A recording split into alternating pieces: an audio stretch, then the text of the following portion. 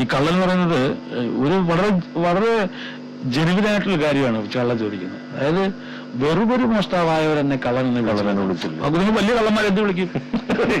എന്നെ ഞാൻ കൊച്ചു കൊച്ചു സാധനങ്ങൾ മോട്ടിക്കുന്ന എന്നെ നിങ്ങൾ കള്ളനെന്ന് വിളിച്ചാൽ വലിയ പെരുങ്കള്ളന്മാരെ നിങ്ങൾ എന്ത് വിളിക്കുന്നു ചോദിക്കുന്നത് വളരെ നിഷ്കളങ്കമായ ഒരു ചോദ്യമാണ്. നമസ്കാരം. നിങ്ങൾക്കൊക്കെ ഇഷ്ടപ്പെടുന്ന രീതിയിൽ കലാപരമായിട്ട് ഈ ഒരു വാർത്താ വിശകലന വീഡിയോയെ സമീപിക്കാനായിട്ടാണ് ഞാൻ ഉദ്ദേശിക്കുന്നത്. നമ്മുടെയൊക്കെ പ്രിയ കലാകാരൻ വേണുചേട്ടൻ ആദ്യം തന്നെ ഒരു കവിതാ പാരായണവുമായിട്ട് വരുന്നുണ്ട്. ഈ കഴിഞ്ഞ ദിവസം മൂവി സ്ട്രീറ്റ് എന്ന സിനിമകളെ കുറിച്ചിട്ട് ഡിസ്കഷൻസ് നടത്തുന്ന ഒരു പേജിൽ ഉണ്ണിമുകുന്ദനെ കുറിച്ചിട്ട് ഒരു പോസ്റ്റ് കണ്ടു. ഉണ്ണിമുകുന്ദനെ കുറിച്ചിട്ട് സിനിമയ്ക്ക് പുറത്തു നിന്നുള്ള ധാരാളം വിലയിരുത്തലുകൾ സോഷ്യൽ മീഡിയയിൽ എപ്പോഴും കാണാനായിട്ട് സാധിക്കും. കേരളത്തിൽ അദ്ദേഹം മാത്രമാണ് ഹിന്ദുത്വ അജണ്ടകളോട് ചായ്വുള്ള ഒരു സിനിമാ നടൻ എന്ന് തോന്നിപ്പോവും ഉണ്ണിമുകുന്ദനെ കുറിച്ചിട്ടുള്ള വിലയിരുത്തലുകൾ കേട്ട് കഴിഞ്ഞാൽ. ഉണ്ണിമുകുന്ദനെ കുറിച്ചിട്ടുള്ള വിലയിരുത്തലുകൾ കേട്ടിട്ട് അദ്ദേഹം അതിനൊരു മറുപടി പോസ്റ്റ് ഇട്ടിട്ടുണ്ട്. ആ ഒരു മറുപടി പോസ്റ്റ് വായിച്ച സമയത്ത് എനിക്ക് വേണുചേട്ടന്റെ ആ ഒരു കവിതയാണ് ഓർമ്മ വന്നത്. ഏതായാലും മൂവി സ്ട്രീറ്റിലുള്ള ആ ഒരു പോസ്റ്റ് നിങ്ങൾക്ക് വേണ്ടി ഞാനൊന്ന് വായിക്കുകയാണ്.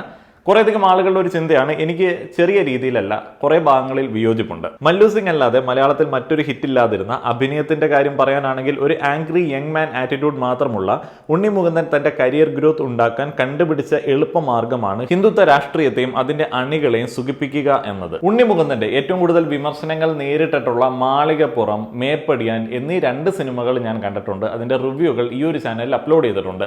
സംഘപരിവാർ അജണ്ടകളെ അതങ്ങ് കേന്ദ്രത്തിൽ തൊട്ടുള്ള ഇവിടെ ലോക്കലായിട്ടുള്ള എല്ലാ സാധനങ്ങളെയും കീറിമുറിച്ച് ഇഴകേറി പരിശോധിച്ച് കളിയാക്കുന്ന വീഡിയോകൾ ഡെയിലി അപ്ലോഡ് ചെയ്യുന്ന എനിക്ക്, നിങ്ങൾ വളരെ തീവ്ര സംഘവിരോധിയാണ് എന്ന് ചാപ്പ കുത്തിയിട്ടുള്ള എനിക്ക് ആ 2 സിനിമകളിലെയും ഹിന്ദുത്വ പൊളിറ്റിക്സ് അത്ര വലിയ പ്രശ്നകരമായിട്ട് തോന്നിയിട്ടില്ല. എന്നാൽ ഇവിടെയുള്ള ഒരു മനുഷ്യനും പ്രശ്നകരമല്ലാത്ത സീതാരാമം പോലെയുള്ള സിനിമകളിലെ ഹിന്ദുത്വ പൊളിറ്റിക്സ് പറഞ്ഞ സമയത്ത് ഇവിടെയുള്ള ഒരു മൂവി ഡിസ്കഷൻ ചാനലുകളും അതിനെക്കുറിച്ചിട്ട് കൂടുതലായിട്ട് സംസാരിച്ചില്ല.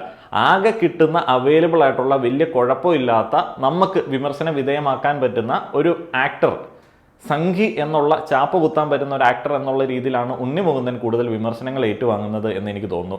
ഈ സീതാരാമം എന്ന് പറയുന്ന മൂവി ഇപ്പോഴും ഏറ്റവും കൂടുതൽ ആളുകൾ എന്നെ വിമർശിക്കുന്ന ഒരു മൂവിയാണ്. ആ ഒരു സിനിമയെ കുറിച്ചിട്ട് പറയുന്ന സമയത്ത് ഇന്ത്യ ആൻഡ് പാകിസ്ഥാനാണ്. പാകിസ്ഥാനിൽ നിന്നൊരു പെണ്ണ് രശ്മിക മന്ദാന ഇങ്ങടേക്ക് വന്ന് ഇന്ത്യൻ കൾച്ചർ, ഹിന്ദുയിസം, രാമൻ സാധനങ്ങളെല്ലാം അങ്ങോട്ട് തലക്ക് പിടിച്ചിട്ട് അവസാനം ഒരു പക്ക ഇന്ത്യക്കാരി എന്ന് സംഘികൾ പറയുന്ന ഒരു രൂപത്തിലേക്ക് മാറി തിരിച്ചു പോകുന്നതൊക്കെയാണ് അതിൻ്റെ കഥ.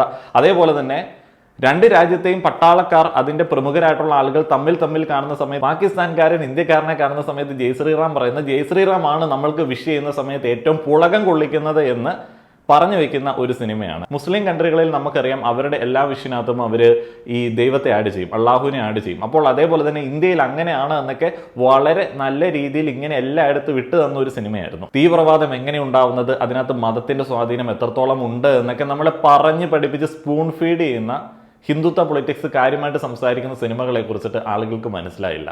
ഈ മേപ്പടിയാൻ, മാളികപ്പുറം പോലെയുള്ള സിനിമകളിലെ ശബരിമലയും അതേപോലെ തന്നെ ഹിന്ദു യുവാവുമൊക്കെയാണ് ചില ആളുകളെ അലോസരപ്പെടുത്തുന്ന സംഗതികൾ. എനിക്കറിയില്ല ഈ ഹിന്ദുത്വ പൊളിറ്റിക്സിനെ ആളുകൾ എങ്ങനെയാണ് നോക്കി കാണുന്നത് എന്നുള്ളത്. എന്നാൽ ഉണ്ണിമുകുന്ദനെ എല്ലാ കാര്യങ്ങളിലും നമുക്ക് സപ്പോർട്ട് ചെയ്യാൻ പറ്റുമോ? ഉണ്ണിമുകുന്ദന്റെ രാഷ്ട്രീയം, അദ്ദേഹത്തിന്റെ രാഷ്ട്രീയ ചായ്വ്, അദ്ദേഹം സപ്പോർട്ട് കൊടുക്കുന്ന രാഷ്ട്രീയ ചിന്താഗതി, അതിനോട് പേഴ്സണലി എനിക്ക് യോജിപ്പൊന്നുമില്ല. ഈ മൂവി സ്ട്രീറ്റിലെ പോസ്റ്റിന്റെ സെക്കൻഡ് പാരഗ്രാഫിലേക്ക് വരികയാണെന്നുണ്ടെങ്കിൽ പതിയെ ഹിന്ദുത്വ രാഷ്ട്രീയത്തിന്റെ മലയാള സിനിമയുടെ മുഖമായി ഉണ്ണിമുകുന്ദൻ മാറിക്കൊണ്ടിരിക്കുകയാണ്. മാളികപ്പുറം ഒരു ബിലോ ആവറേജ് സീരിയൽ ലെവൽ പടമായിരുന്നിട്ട് കൂടി ഹിറ്റാവാൻ കാരണം ഭക്തി എന്ന ലൈനിൽ മാർക്കറ്റ് ചെയ്തതുകൊണ്ടായിരുന്നു. അടുത്തത് ജയ് ഗണേഷാണ്. ഒരു തീവ്രവാദ ആശയത്തെ കൂട്ടുപിടിച്ച് പടം ഹിറ്റടിക്കുന്നതിലും കരിയർ ഗ്രോത്ത് ഉണ്ടാക്കുന്നതിലും നല്ലത് കട്ടപ്പാരയും എടുത്ത് കക്കാൻ പോകുന്നതാണ്. ഈ തീവ്രവാദ ആശയം എന്ന് പറഞ്ഞിട്ട് ചാപ്പയടിക്കാൻ പറ്റുന്ന പൊളിറ്റിക്സ് സംസാരിക്കുന്ന ഉണ്ണിമുകുന്ദൻ സിനിമകൾ ഞാൻ കണ്ടിട്ടില്ല. അദ്ദേഹത്തിന് സംഘപരിവാർ ചായ്വുണ്ട്. സംഘപരിവാർ എന്ന് പറയുന്നത് സമസ്ത പോലെയും BJP എന്ന് പറയുന്നത് മുസ്ലിം ലീഗ് പോലെയൊക്കെ തന്നെ ഉള്ള ഒരു പാർട്ടി തന്നെയായിട്ടാണ് പലപ്പോഴും തോന്നുന്നത്. എന്നാൽ തീവ്ര നിലപാടുകളുടെ കാര്യത്തിൽ ബഹുഭൂരിപക്ഷ മതസ്വാധീനം ഉള്ളതുകൊണ്ട് സംഘപരിവാറിന് കുറച്ച് പിടിയുണ്ട്. അവർ കുറച്ചങ്ങോട്ട് കടന്ന് കൈ ചെയ്യും. അതിനെ നമ്മൾ കാര്യമായിട്ട് തന്നെ വിമർശിക്കും. ഉണ്ണിമുകുന്ദൻ അഭിനയിക്കുന്ന സിനിമകളൊക്കെ മൈൽഡ് ഹിന്ദുയിസം പ്രൊമോട്ട് ചെയ്യുന്ന സിനിമകളാണ്, ഹിന്ദുത്വ പ്രൊമോട്ട് ചെയ്യുന്ന സിനിമകളാണ് എന്ന് എനിക്ക് പേഴ്സണലി തോന്നിയിട്ടില്ല. ഈ ഹിന്ദുയിസം പ്രൊമോട്ട് ചെയ്യുക എന്ന് പറയുന്നത് എല്ലാ മതങ്ങളും അവരുടെ എന്തെങ്കിലും ആചാരങ്ങൾ അല്ലെങ്കിൽ മതങ്ങൾ പ്രൊമോട്ട് ചെയ്യുന്ന സിനിമകൾ ഇറക്കാറുണ്ട്.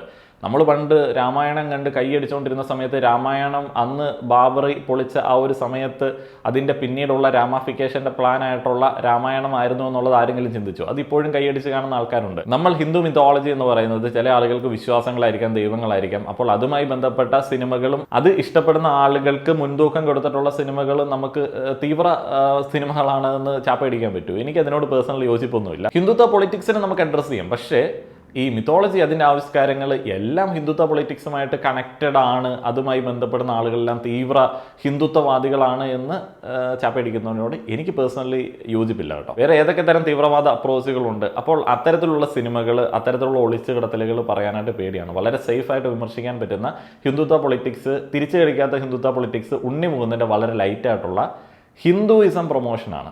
ഹിന്ദുത്വ പൊളിറ്റിക്സിനെ കുറിച്ചിട്ട്, റിയൽ ആയിട്ടുള്ള ഹിന്ദുത്വ പൊളിറ്റിക്സിനെ കുറിച്ചിട്ട് ആരും ഒന്നും മിണ്ടത്തൊന്നുമില്ല. സംഘപരിവാറുകാർ ആളെ കെറ്റി എന്ന് പറയുന്നത് അതിനകത്തെ അയ്യപ്പൻ എന്ന് പറയുന്ന എലമെന്റ് കൊണ്ടും അതിനകത്ത് ഒരു ഹിന്ദു യുവാവ് എന്ന് ഉള്ള എലമെന്റ് കൊണ്ടൊക്കെയാണ്. ശരിക്കും ഉണ്ണി മുകുന്ദൻ ഇതിനേക്കാളും വലിയ രീതിയിൽ ചെറിയ ഒളിച്ചു കടത്തലുകൾ നടത്തിയ സിനിമകളിൽ അഭിനയിച്ചിട്ടുണ്ട്. അതിനകത്ത് ഒളിച്ചു കടത്തലും ആരോപിക്കലും കാര്യമായിട്ട് തന്നെ ഉണ്ടായിരുന്നു. അതൊന്നും തീരെ യോജിക്കാൻ പോലും എനിക്ക് പറ്റാത്ത ഒളിച്ചു കടത്തൽ അതിനകത്തുണ്ടായിരുന്നു. പക്ഷേ മാളികപ്പുറം ഇതിനകത്തോട്ടൊക്കെ വരുന്ന സമയത്ത് ഇത് മറ്റേ പ്രൊമോഷനാണ് എന്ന് പറഞ്ഞാൽ ഹിന്ദുയിസത്തിന്റെ പ്രൊമോഷനാണ്. പിന്നെ ആ ഒരു സിനിമ വിജയിച്ചത് അത് സീരിയലാസ്റ്റിക് അപ്രോച്ചുള്ള ഒരു സിനിമയാണ് എന്നുണ്ടെങ്കിലും, ഈ എലാസ്റ്റിക് പോലെയുള്ള വലിച്ചു നീട്ടലുകൾ ഇമോഷണൽ ആയിട്ടുള്ള രംഗങ്ങളിൽ ഉണ്ട് എന്നുണ്ടെങ്കിലും, അത് വിജയിച്ചതിൻ്റെ ഒരു കാരണം എന്ന് പറയുന്നത് നമ്മളുടെയൊക്കെ നാട്ടിൻ പുറങ്ങളിൽ ഗ്രഹദുരന്തങ്ങളിൽ എപ്പോഴും കണക്റ്റായി കിടക്കുന്ന സംഗതിയാണ് അയൽവക്കത്തുള്ള ആളുകൾ, വീട്ടിൽ നിന്നുള്ള ആളുകളൊക്കെ വ്രതം മാലയിട്ട് ശബരിമലയ്ക്ക് പോകുന്നത്.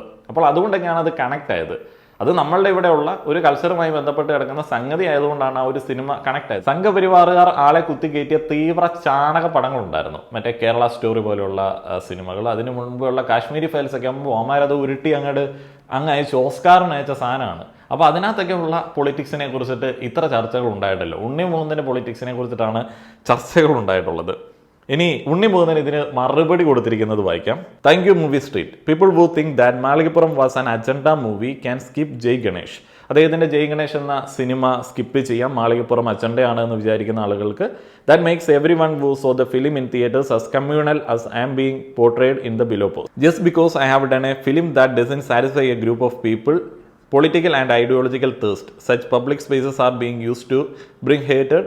Anyways, knowing that a cinema group has allowed such write-ups to appear live shows that they aren't much of cinema group. April 11, the release date of Jay Ganesh. It is a family entertainer. It will encourage you, enjoy with your family. അപ്പം ഇതിനകത്ത് അദ്ദേഹത്തെക്കുറിച്ചിട്ടുള്ള വിലയിരുത്തലുകളിൽ അസ്വസ്ഥനായിട്ട് ഉള്ള ഒരു പ്രതികരണമാണ് നടത്തിയത്.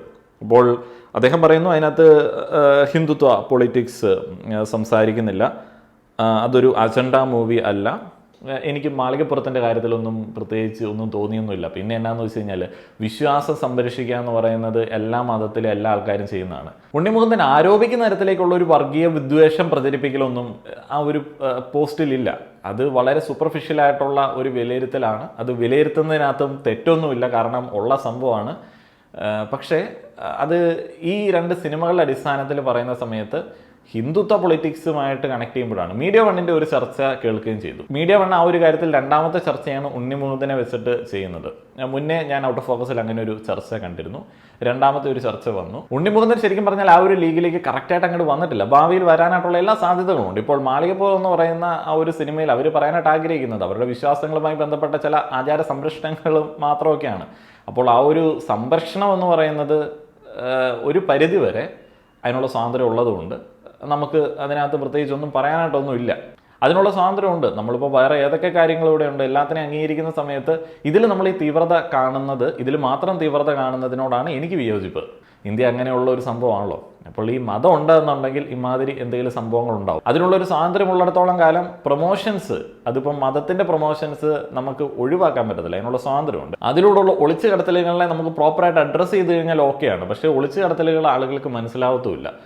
ഇപ്പം മറ്റേ ഒരു example പറയുകയാണെന്നുണ്ടെങ്കിൽ, ഞാൻ ആ സീതാരാമത്തിൻ്റെ കാര്യം പറഞ്ഞതുപോലെ പാകിസ്ഥാൻ പട്ടാള മേധാവി ഇന്ത്യൻ കരസേനയുടെ ഒരു മേധാവിയെ കാണുന്ന സമയത്ത് ജയ് ശ്രീറാം പറയണമെന്നുണ്ടെങ്കിൽ അതൊരു ഒളിച്ചു കടത്തലാണ്.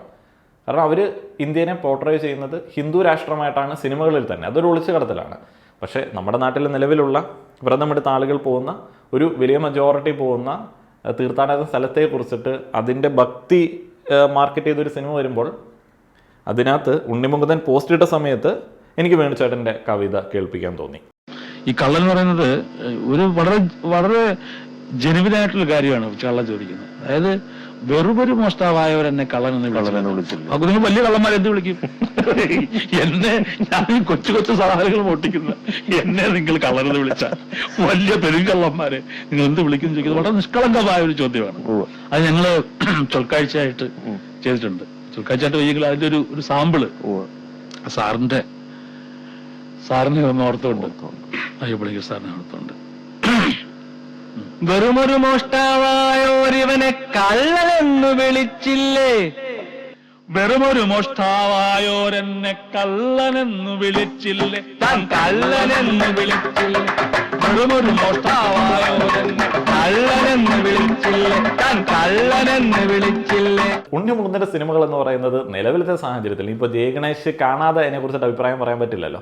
നിലവിലത്തെ സാഹചര്യത്തിൽ ഈ ഞാൻ പറഞ്ഞ ആ ഒരു ഭക്തി ഇത്തിരി ഒന്ന് മാർക്കറ്റ് ചെയ്യുന്ന സിനിമകളാണ്. അതും വേണ്ടതാണല്ലോ, എല്ലാ ടൈപ്പും വേണമല്ലോ. കമ്മ്യൂണിസം കാര്യമായിട്ട് തന്നെ പൊലിപ്പിച്ച് ചാലിച്ച എത്രയോ സിനിമകളുണ്ടായിരുന്നു. അപ്പം അതിൻ്റെയൊക്കെ കൂടെ വരുമ്പോഴത്തേന് ഭക്തി ചാലിച്ച് കൊടുത്താലും കുഴപ്പമൊന്നുമില്ല. അത് മുന്നേ പറഞ്ഞ ആ ഒളിച്ചുകടത്തലിൻ്റെ ലെവലിലേക്ക് തീവ്രമാവുന്ന സമയത്ത് നമുക്കതിനെ പ്രതിരോധിക്കാം. അല്ല എന്നുണ്ടെങ്കിൽ ഉണ്ണിമുകുന്ദൻ എന്തോ ഒരു ഏലിയനെ പോലെയാണ് ഓരോ സിനിമ ഇറങ്ങുന്ന സമയത്ത് വിമർശനങ്ങൾ ഏറ്റുവാങ്ങുന്നത്. എവിടെ വരെ പോവും എന്ന് നോക്കിയിട്ട് ഒരു മനുഷ്യനെ ക്രൂരമായിട്ടുള്ള ചാപ്പയടിക്കുന്നതായിരിക്കും നല്ലത് എന്ന് എനിക്ക് തോന്നുന്നു.